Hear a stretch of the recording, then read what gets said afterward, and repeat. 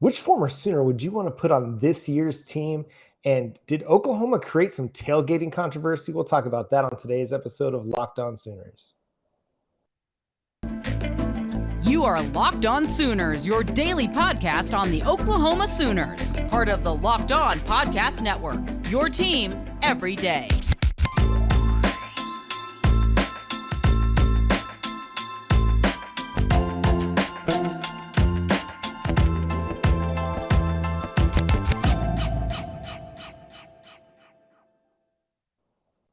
What is up, Sooner Nation? And thank you for joining us tonight on Locked On Sooners.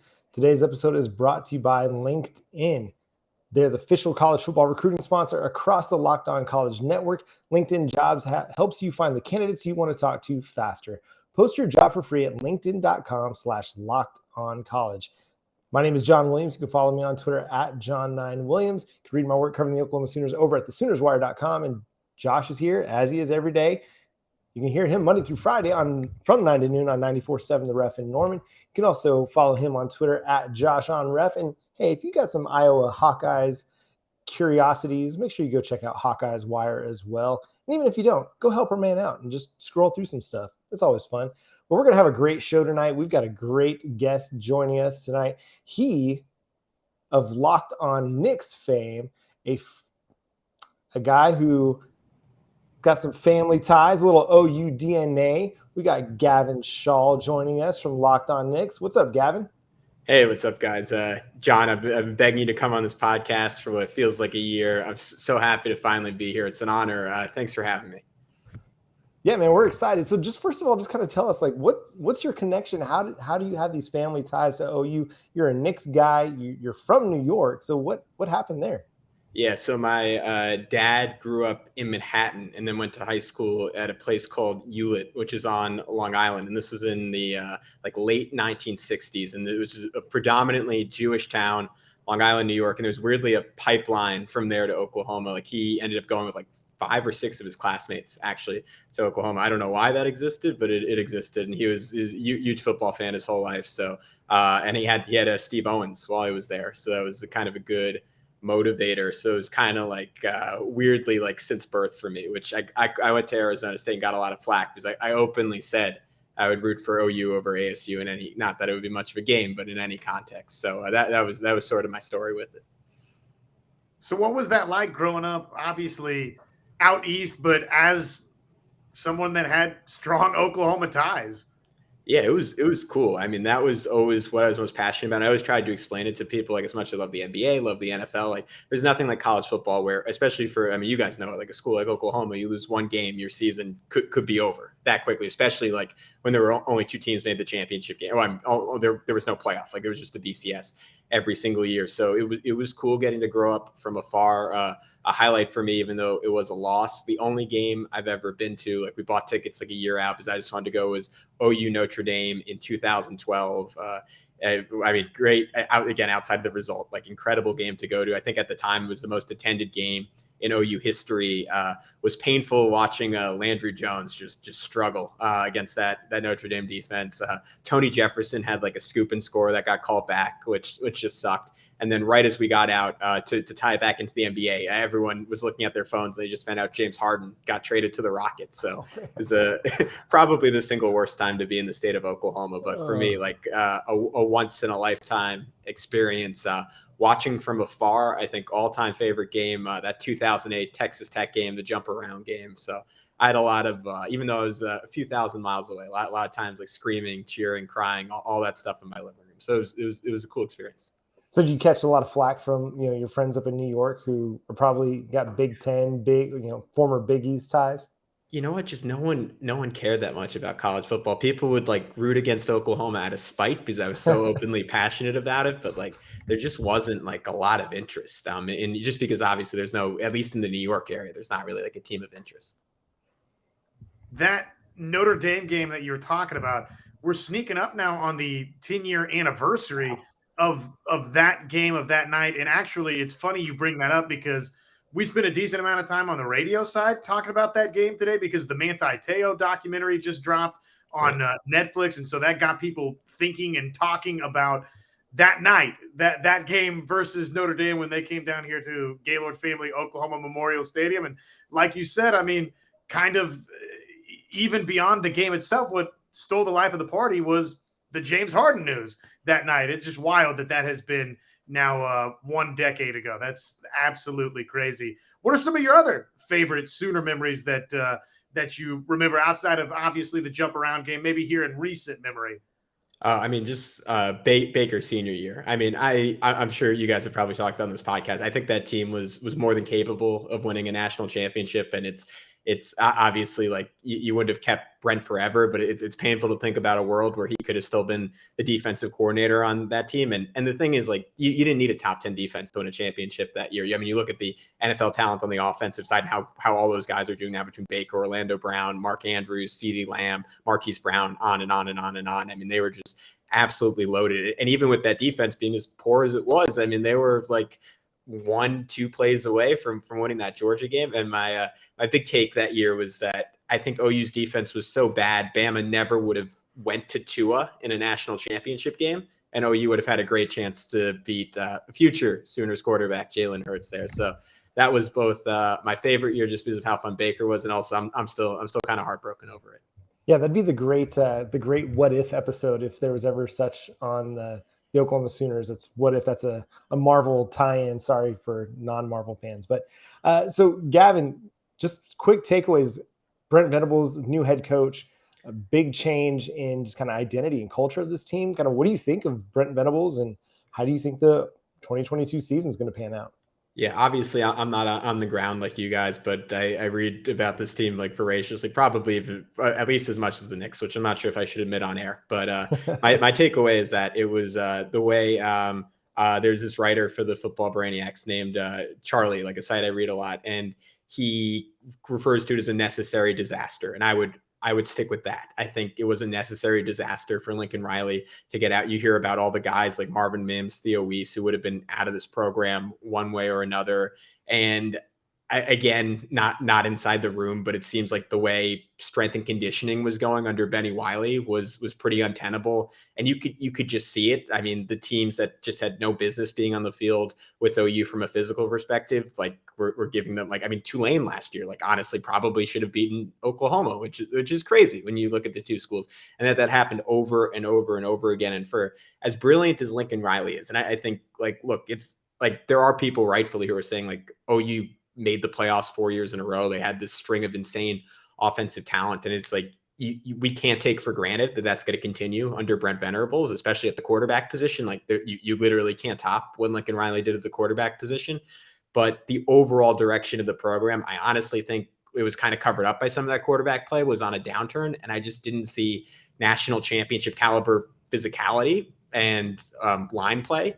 And I think with Venables, you have a chance, especially heading into the SEC, to get those things going. And with Jeff Lebby to retain that talent at the skill position spots, even if you don't have quite the level of innovation or quarterback play you did under Lincoln Riley. So that's a long-winded way of saying I'm extremely optimistic going forward. And I guess we'll see in a few weeks if that's warranted or not. So offensively, what are you excited about with this group? How do you see Dillon Gabriel fitting into things? And just offensively, you hit on it there. I think nationally people feel that way, that, okay, how is everything going to mesh together minus Lincoln Riley? I don't think anybody locally feels that way. I think, for the most part, everybody feels like, okay, well, you got Jeff Lebby and you got Dillon Gabriel, and those two are reunited. But kind of how do you see all of that playing out for Oklahoma in 2022? Yeah, I think I'm sure similar to you guys. My only concern is really if Dillon Gabriel gets hurt, because I don't trust the depth at that quarterback position at all. But beyond that, I'm excited about the pace they're going to play with. I'm excited for, that Art Briles style of offense that tortured Oklahoma for years. I mean, some of my most painful moments as a sports fan were watching OU play 9 yards off the Denzel Mims of the world, the Josh Gordons of the world, and just getting torched over and over again. I'm excited to see OU do that to other teams. To me, the biggest difference, honestly, is Jerry Schmidt being back in there as the strength and conditioning coach, and combined with the simplified run scheme, because I think at times you had a talented offensive line the last couple of years, but one that didn't play up to the standards the 2017 group and the 2018 group set, just because physically they weren't quite as strong. And you could tell that they were overthinking a lot of the time. And I think just making that a little simpler will allow the line's talent to shine through and let them perform like one of the best units in the country. You combine that with pace, you combine that with a quarterback who knows this offense extremely well, who for this season in and of itself might honestly end up being a better option than Caleb Williams would have been, as sacrilegious as that sounds. So I don't know if they're far and away the number one offense in the country like they were under Lincoln Riley, but I think it'd be a disappointment if you get a full season of health from Dylan Gabriel if they're not a top 5 to 10 unit in the country. Yeah, and we think that with the defensive improvements that they're going to be making under Brent Venables, that they don't even have to necessarily be a top 10 or 5 offense to win the Big 12 and contend for a college football playoff berth. But man, we got some great stuff to continue to talk about here with Gavin. We got a great hypothetical we're going to discuss, as well as that tailgating issue that took Oklahoma Twitter by storm. But first, I want to talk to you all about LinkedIn. LinkedIn is a sponsor here on the Locked On Sooners podcast and the Locked On Podcast Network. As you gear up for fall, you need the right people on your team to help your small business fire on all cylinders. LinkedIn Jobs is here to make it easier to find the people you want to talk to faster and for free. Create a job post in minutes on LinkedIn Jobs to reach your network and beyond to the world's largest professional network of over 810 million people. There's only 300 million people in the United States, so you're getting the U.S. and international coverage over at LinkedIn Jobs. Add your job, add the purple hiring frame to your LinkedIn profile to spread the word that you're hiring so your network can help you find the right people to hire. Simple tools like screening questions make it easy to focus on candidates with just the right skills and experience so you can quickly prioritize who you'd like to interview and hire. It's why small businesses rate LinkedIn Jobs #1 in delivering quality hires versus leading competitors. LinkedIn Jobs helps you find the candidates you want to talk to faster. Did you know that every week, nearly 40 million job seekers visit LinkedIn? Post your job for free at linkedin.com/lockedoncollege. That's linkedin.com/lockedoncollege to post your job for free. Terms and conditions apply. It can happen so easily. You're out with your friends or coworkers. You're putting back a few drinks. A few becomes a few too many. It's time to go. And for a moment, you think of calling for a ride, but you make that decision. You're a good driver. You live nearby. You can make it home okay. What are the odds you'll get pulled over? And even so, what's the worst that really could happen? You lose your license, you lose your job, you total your car, you kill someone. It only takes one mistake to change your life or someone else's forever. Play it safe and plan ahead to get a ride, drive sober, or get pulled over. So we mentioned, John mentioned hypotheticals. And I saw this floating around out there. And I believe it was, I'll give proper credit where proper credit is due, it was Kevin Flaherty of the 24/7 Sports Network, who's a national college basketball guy, but keeps his pulse on football as well. And his question was pretty simple. If you could bring one player back to your favorite school all time that could help you out this season right here, right now, which player would it be? And so let's play that game, Gavin. For Oklahoma, who's the one player for this year's team that right off the top of your head you think, okay, well, man, if OU could add that, would be really special for this season? Oh man, I went through about 20 names when you guys see this out there. Like first name that came up was Adrian Peterson, just like my all-time favorite player, so dominant playing behind this line. I mean, man, like especially with like he didn't get to play. I mean, he played with a ton of talent, but not with like the current, like just how spread the field is. Like he could have been incredible. Baker would be the most fun. Obviously, Jermaine Gresham, there's just no one on this team like that. And I think they could really use like either him or CeeDee Lamb, that kind of total separator at receiver. But if I'm going just for winning the championship this year, I think I have to go Gerald McCoy, just because I don't know if they have that kind of difference maker on their D-line. I think Jalen Redmond is the closest thing to that, but either McCoy or like Tommy Harris are just in a totally different category. You could go Roy Williams too, a million different directions. I don't know, John, I'll throw that to you. Who did you think of when you got that question?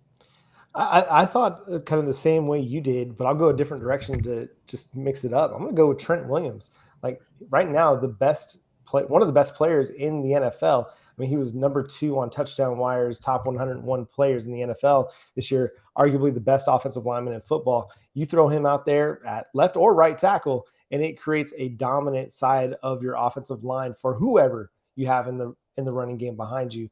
And so I think that'd be a great option. You mentioned Roy Williams too, like adding a guy that plays with the same physicality and edge that he plays with. I mean, I mean, he thrived under Brent Venables. Like, he became Superman under Brent Venables. How much fun would it be to bring him back and play him alongside Key Lawrence? Those two guys with the physicality that they bring to the safety position, whoo, that would be too much fun. Yeah, that would be an absolute blast. I think, Gavin, you hit on something. And before, I share first of all, Adrian Peterson was the first name that came to mind for me as well. I think when you think of this question, it's, okay, well, who's the greatest Sooner of all time? I'll take him and put him on this roster. And for me, that is Adrian Peterson. I mean, that's the guy, slam dunk pick. But if not him, I've got another name in mind. I think that would be fun for different reasons, who, oh, by the way, is also incredibly talented. But Gavin, what you were talking about, just position group that you need the most. I mean, is it defensive line that you need to enhance? Yeah, I think so. I don't see the difference maker on the D line, and to me, the damage that was done under Roy Manning in the secondary, you're going to need great D line play to. I think it's going to be dramatically improved this year, but I think you're going to still need great D line play to kind of cover up for that until you can totally get in. I'm pretty confident about safety and corner. I like Woody Washington. I think it's a big question mark who that second guy is going to be, but I think you can cover up for that with a great pass rush. So whether it's Gerald McCoy, or you could even argue for, with better coaching, like what a Ronnie Perkins or Nick Bonito could have done would have been really fun. But to me, you get that best defensive tackle in the country type of guy, that can change your whole defense. What about you, John? I know you shared Trent Williams. Do you have strong opinions on that? Because to me, I think Gavin's right on the money. I mean, defensive tackle, defensive line in general, I think that's kind of where Oklahoma's been lacking over the last decade plus or so. But how do you feel? Is there one position group that jumps out for you? Yeah, I think the defensive line is probably the place where you don't have as much certainty. I mean, you kind of know what you've got in Deshaun White and David Agwebu and Danny Stutzman at linebacker. Although Stutzman you haven't seen as much, I think everybody's pretty confident that he's going to have a really strong season, possibly a breakout year. You could throw in a Rocky Calmus or Teddy Lehman to that group and just really solidify it. But I think you're right. Interior defensive line, you could Tommy Harris, Gerald McCoy, hey, maybe even Lucius Selman. Why not? Leroy Selman, bring back one of the Selmans, or Tony Casillas from back in the 80s, arguably some of the best defensive linemen to ever play college football. I think any of those guys would definitely make this defensive line better. Tommy Harris was a name that immediately jumped out to me. The other guy that I was thinking of, I was thinking just for different reasons. And look, legend in Oklahoma football, right? The Boz. Are you kidding me? Brian Bosworth, to have him back for this season. First of all, spectacular linebacker, one of the greatest in Oklahoma history. We all know that. But are you kidding me? Just for the quotables every week for Locked On Sooners to get Brian Bosworth back for a year? Sign me up, please. Yeah, and I think you're hitting on something there, Josh, that this defense really has to get their swagger back, what they had in the early 2000s, because you talk about the 2017 team, there was just this look that they knew they were being carried by the offense, and that they knew when it was Sony Michel and Nick Chubb were ripping off 40-yard runs that whole game. There was just, and they had some big plays in that game, but there was just no faith that anything good was going to happen. I think that's where either Roy Williams or a Boz, you would love to get a guy in there like that who's just going to kill someone every time they hit him. And I think that can create confidence in a whole defense, just having one player like that. Yeah, and before we get to who would your dad say? I want to know that. Who would be your dad's That's pick? a good. Oh man, I got it. He loved Ryan Broyles. He's a big Ryan Broyles fan, big DeMarco Murray fan, as I was. I have a feeling he might ultimately say a Trent Williams. That's a man. I should have asked him. That's a great question. No, one of those guys. I think if you're going back, he would have thrown in a Steve Owens or a Selman brother too. I think. Yeah, right on. Well, we still got the controversy to touch on from the tailgating. We'll do that after I talk to you all about BetOnline. It's the fastest and easiest way to check in on all your betting needs. Find all your favorite sports and events at the #1 online source for odds, lines, and games. Find reviews and news of every league, including Major League Baseball, NFL, NBA, NHL, combat sports, esports, and even golf. BetOnline continues to be the top online resource for all your sports wagering information. If you want to get on NCAA futures, that UTEP line is looking pretty juicy. I think Oklahoma right now is -31 against UTEP on September 3rd. To me, I feel like they cover that one pretty easily. So head on over to BetOnline today or use your mobile device and learn more about the action happening. BetOnline is where the game starts. And thank you for making Locked On Sooners your first listen every single day. Make sure you go make Locked On Knicks your second listen every single day. Check out Gavin, Schall, and Alex Wolf over on the Locked On Knicks podcast. I've gotten to hear some of their show because we sometimes record right after them. And, man, they do a great job. I'm not even a Knicks fan, but I'm always intrigued and entertained by what they had to offer. So go check that out. So, Josh, man, you threw this in the DM to me earlier today, and I kind of clicked on the tweet from Oklahoma football and then University of Oklahoma Twitter page. And Oklahoma fans were in a bit of an uproar over this new partnership that the university has created where they're selling tailgating sites, I guess is the best way to describe that, / experiences along Lindsey Avenue. Take us through some of that, Josh. Give us a little more details on it. So, and I'll confess to being not the greatest historian when it comes down to just what tailgating has always looked like at Oklahoma. But, you used to be able to, I think, and maybe I'm speaking out of turn here and this is totally incorrect, but I think it used to be free on Lindsey Street to tailgate over there. And anyways, then it got taken away for a couple of years. And anyways, now it's back and it got announced by Oklahoma Athletics. Campus announced expanded reserve tailgating on Lindsey Street and the surrounding areas beginning this fall, where fans can reserve their Walk of Champions or their Bud Lawn tailgate today, John. And here's what just a little bit of the pricing looks like. This is the hang up that a lot of people have, is that I don't know what the pricing used to be like or if it used to be free. I think that it was, but again, don't totally quote me on that. At any rate, it ain't free anymore.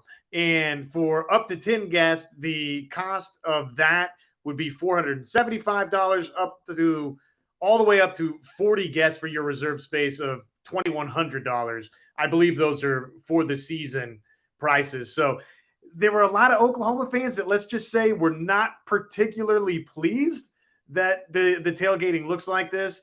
And again, I don't claim to be an expert with the entirety of what the SEC tailgating picture, for instance, looks like.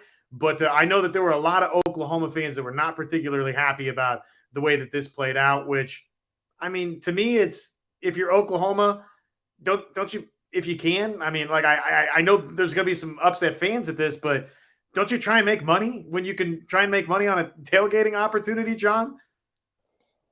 That's kind of one thing that I started to think of. This is a university that's asking for buy-in, not just in a mental, psychological commitment standpoint, but also, hey, show us the money. And they've done so. Like they set records in the amount of pledges and donations made to the university just in the last 8 months in the fiscal year. And so maybe Oklahoma is just like, hey, we want this tailgate experience. There's a demand for it in this great capitalist nation that we live in. Supply and demand. If there's a demand for it, somebody's going to charge for it. And I do get where Oklahoma fans are coming from, though, that's right outside the stadium, like right on the doorstep. How great would it be to be able to pack that in with kind of not your kind of typical, I don't know, the fan that can afford the 50-yard line seats that's going to sit through the game and not really cheer a whole lot, not really be engaged. A lot of what Dallas Cowboys fans get criticized for, just kind of the, soaking it in, but not really participating in the environment. Yeah, corporate fans, I think is a good way to say it. But yes, and if you're out there and you would love to be a corporate sponsor for Locked On Sooners, you can hit me up at john9williams@gmail.com. But I do get where some of them are coming from, that it might potentially lessen the experience of attending an Oklahoma game on a Saturday. And we see what the SEC brings to the table. And we see what a lot of maybe even like the Big Ten brings to the table as far as tailgating experiences on game day. And Oklahoma is going to have a good one because it's Oklahoma. It's Norman. It's a really great college town. But I do see the concern about this potentially cheapening that a little bit when you have these kind of, for lack of a better term, like these box suite tailgating experiences. You're going to walk by and someone's going to have their big flat screen and their shrimp tartare or shrimp cocktail and their private bar that they're going to have set up there for cocktails. And you're like, is that really college football? Isn't it smokers and ice chests and cabanas and, footballs being thrown around. How much of that will be taken away from that? Gavin, you have any thoughts on this too? Yeah, I feel like almost like speaking out of turn on this as someone who doesn't live there and someone who doesn't get to participate in tailgating. But I'm sure you guys probably talked about in the show, but there was that big article about how Lincoln Riley didn't feel like he had the resources to win at OU. And in his defense, it seems like Brent Venables, as part of his demands for leaving Clemson and coming to Oklahoma, got a lot of stuff that Lincoln Riley's been asking for years in terms of having a support staff that looks more like an Alabama or Georgia than like a TCU or Kansas State and that stuff. I mean, the holdup obviously with that stuff is money, and you got to make that back somehow if you're Joe Castiglione. So to me, maybe it's a false correlation, but I'm drawing a direct line there that the program that Brent Venables wants to run requires more money, and the fans are the way to get that. And look, if he puts a product out in the field that's worthy of that, no one's going to complain. So that's kind of what it comes down to. It's a good point. I mean, winning solves a lot of problems, and for fans that might be upset about this situation right now, hey, even if that's corporate Lindsey now, if that leads to Oklahoma winning championships, I think generally speaking, probably everybody's going to be okay with that, John. Yeah, I concur with that sentiment 100%. It's always one of those things that, like, on the surface, it sounds, not great, for the kind of the average OU fan, me, you, but at the same time, you gotta make money. Like, that's what it comes down to in college football. If you want to have the very best facilities, the very best equipment, the very best coaches, it's going to take money to do that. And if this is a way that, Oklahoma can continue to fill its coffers, by all means, go to that. One last thing we want to touch on while we've got Gavin here from Locked On Knicks, our NBA expert now here for the Locked On Sooners podcast. We got to ask him about a few former Sooners in the NBA and just their 2022-2023 outlook. So, Gavin, let's start with Trae Young. What does it look like for the Atlanta Hawks this year? Are they going to be a playoff contender? Are they going to be a team that could potentially make to the NBA Finals? I think they have a definite ceiling. I look at them as somewhere between like best case scenario, maybe the fifth best team in the East, worst case scenario, like a play-in team fighting for a playoff spot. I like the DeJounte Murray acquisition. Like, if you were going to build a guard to play next to Trae Young, who isn't a perennial all-star, it would basically be DeJounte Murray. I mean, arguably the best guard defender right there with Drew Holiday in the entire NBA. I mean, can cover up for Trae's weaknesses in that sense, and also like a hyper aggressive offensive player. We saw him clowning Paolo Banchero in some of like the summer game circuits. So I think he gives them some attitude. He gives them some defensive toughness. But man, you watch that team against Miami, and the Heat were just able to short circuit a lot of what Trae Young does. And you saw a guy who's one of the best shooters on planet Earth, like hesitating and passing up open threes. And look, to some extent, that's the rite of passage for NBA superstars. Trae had his great run the year before where they reached the Eastern Conference Finals, but that Heat defense really figured them out. And it's kind of on him to regroup and come back from that a better player. To me, the biggest thing with his game that I've always talked about is, and this even goes back to his time at OU, where it felt like so many of his teammates were just resentful of him. It's his ability to give up the ball earlier in the shot clock, to move off the ball more like a Steph Curry. And unlike a Steph Curry, he didn't get that experience playing off guard in college. He's dominated the basketball his whole life. So that's a little tougher for him, but it's something he's going to have to figure out if he wants to reach new heights. Can a team win big with a Trae Young, or his defensive limitations? Do you worry about that? I don't think they can win big with Trae Young as their best player in terms of winning a championship. Like the season they made the Eastern Conference Finals, I think probably was the ceiling. Like, I mean, even that year, like Trae got hurt in that series. If he had stayed healthy, and with the Bucks injuries, like who knows, maybe there's a world where they reach the finals. But I think there's just a definite cap, just because unlike, like, people always talked about Steph Curry as a defensive liability on those Warriors teams. One, Golden State just had the best defensive personnel ever around him. Two, Steph has 2 inches, like maybe like 20, 30 pounds on Trae, and just athleticism. Like Trae is arguably just the worst defensive player in the NBA. And that's so hard in the playoffs when you can aggressively target one guy over and over again if you have the offensive personnel to do so. And the farther you go in the playoffs, the more inevitable it becomes that you'll encounter an offense like that. So I think there's a ceiling with him as your best player. You throw him on a super team with 2 guys about as good as him who are big, rangy wing defenders, or you get a Golden State type scenario where you just have 3 all defensive guys next to him. Yeah, he can be an engine of the best offense in basketball. I mean, he has been already. Buddy Sorry, Hield. I lost my I lost my mute button. I was going to say the same thing. Buddy Hield. Yeah. Talk to us about Buddy Hield. What's his 2022-2023 outlook like? Yeah. Where's he at in his career in your mind? That's what I'm curious about. I mean, it feels like he's really kind of at this crossroads. And yeah, what do you see going on with him now and kind of going forward? No, Josh, I think that's a fantastic way to frame it. I mean, he's very similar to Trae in that he's arguably one of the worst defensive players in the NBA. Obviously, just being 4 or 5 inches taller has a little bit more of like a ceiling than Trae does to just merely be bad versus disastrous. But Sacramento, like, almost immediately regretted that big contract they gave him. Like, there was all this talk of how are they going to find a way to get off him, and it turns out it took, even though Sabonis was great for them, it turned out they had to give up Tyrese Halliburton, who, for my money, one of the best young point guards in the NBA, to get off of Hield. And now he's caught in this situation where, I mean, they draft a shooting guard in out of Arizona this year. They took Chris Duarte a year ago, another guy who's like a 2-3. So he's at a very crowded position on a team that doesn't necessarily have high aspirations, but also, like, given that Halliburton is savvy but not a great defender at the point guard spot, you really need someone who's a two-way guy at the 2, and Hield is not that.